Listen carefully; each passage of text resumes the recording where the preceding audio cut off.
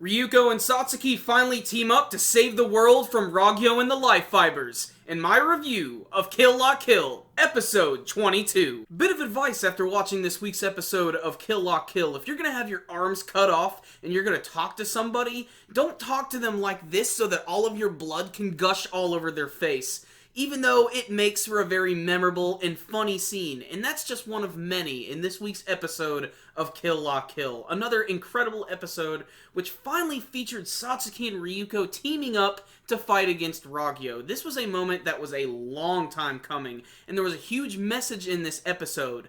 And it might be a little incomprehensible, but that might be the whole point entirely. The episode actually opened up with Ryuko, who finally got back to her senses and is using Senketsu and is fighting properly against Nui Harime, who just shook off having the sword slammed into her body.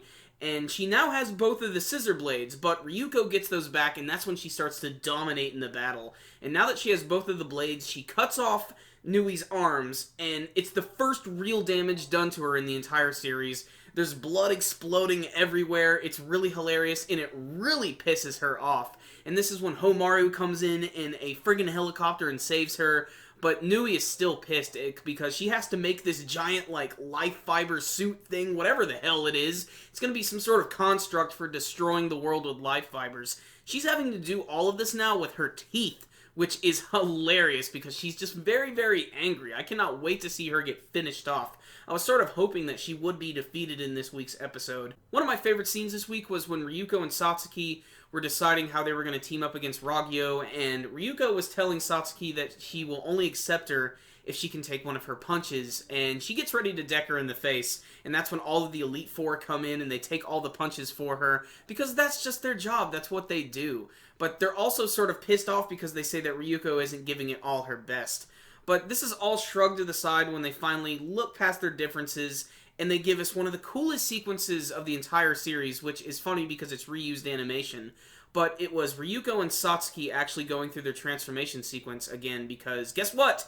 Junketsu is back, and he's been infused with some of Senketsu's powers, so that's pretty awesome. But the scene where both Ryuko and Satsuki are hanging out on the edge of the ship and they both do their transformation at the same time was absolutely glorious. I've been watching this series since it first started, so seeing this was just really incredible. I was really holding back the man tears on this one, but I was so excited to see them do this at the same time. When the music kicked in, it was incredible. It was just a great moment, and I loved how Ryuko was trying to call Satsuki her sister and everything. It was very cute and adorable and just very funny at the same time, but it was followed by a crazy scene that only Studio Trigger could do, where this massive tuxedo monster made out of life fibers arises from the ocean and starts to attack the ship.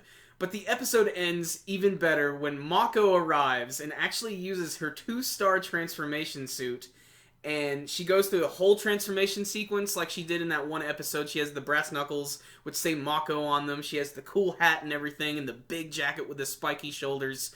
Mako is back, and it looks like she's actually going to have some action, and I think that's incredible, because we are finally building up towards the finale of the series. You got Ragyo, who is riding on the massive life fiber spiky thing, which is actually going to go to Hinoji Academy, and it's going to send out this radio signal, which is going to cause all the life fibers to systematically take over the world by covering the world with clothes.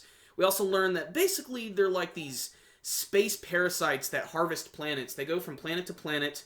They force the people on the planet to evolve, and then they take it and consume it, explode, and continue to spread even further across the galaxy. It's pretty ridiculous, but it sort of goes in line with the stuff that Studio Trigger has done in the past. If you've seen Gurren Lagann, you know exactly what I'm talking about. So at the end of the day, this was a balls-to-the-wall, badass episode of Kill La Kill that's definitely worth your time. Just like the rest of the series, it has incredible animation sequences, a lot of really funny moments. The action scenes are spec-freaking-tacular. Not only that, there's just a lot of little things you can miss. There's a scene where Satsuki is talking to Sumagu, and he says something, and she completely dismisses him, and it's very funny. There's even the one sewing club guy who's actually the son of the butler of Satsuki, who actually goes through a transformation. He has his own regalia thing that looks like Dr. Octopus and shit. It's real awesome. Just the whole episode just really delivered on everything, especially if you've been following it since the beginning of the series. And considering we're about to get to the climax, it's only going to get better from here. So let's just enjoy this one. This is a 10 out of 10 episode from me. I love Kill La Kill. It is one of my favorite anime of all time, now in my top 3, definitely. Check it out, guys. It kicks ass. So if you guys had a chance to check out this week's episode of Kill La Kill, I'd love to hear your thoughts about it with your comments below. You can tell me about your favorite moments, like having Nui Harime's arms getting chopped off, or maybe Ryuko and Satsuki going through that badass transformation together. Remember, guys, before you leave, make sure and hit that like button so you can give this video a thumbs up. It's one of the easiest ways to support our videos, and it helps out a lot. Remember, guys, you can also subscribe to the channel if you haven't already. You can also check us out on Facebook and Twitter. I'll put links to that in the description box below. So, I'll check you next time, guys. Super Kami Guru 9000. Out.